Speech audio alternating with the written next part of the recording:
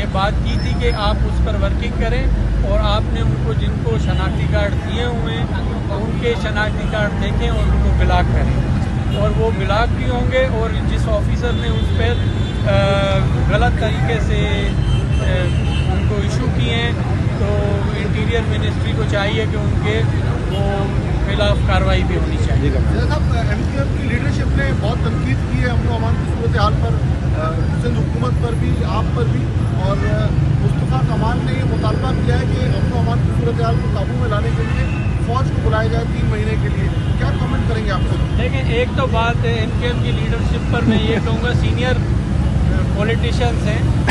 اور ہر کسی پولیٹیشین کو ہم عزت کی نگاہ سے دیکھتے ہیں اور ان دوستوں کو بھی عزت کی نگاہ سے دیکھتے ہیں، لیکن یہ ایک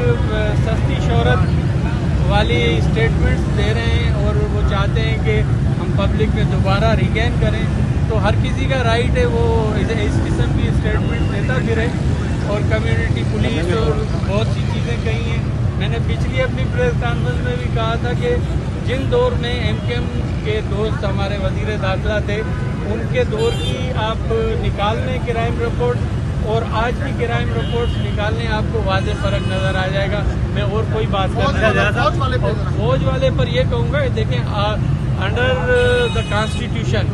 ایک طریقہ کار ہے اور پرامنشل اسمبلی کال کرتی ہے ان حالات میں جب جنگی حالات ہوں۔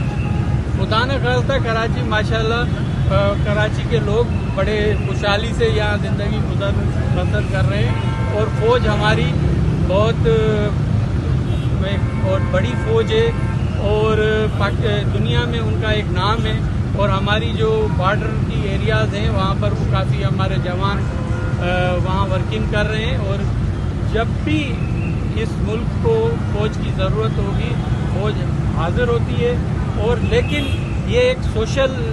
ایشوز ہیں، سوشل ایشوز میں کبھی بھی فوج کو انوالو نہیں کیا جاتا ہے۔ Police particularly under the constitution اس لیے بنائی گئی ہے کہ وہ شہری ایریاز میں پولیس ہوگی اور بارڈرنگ ایریاز میں فوج ہوگی۔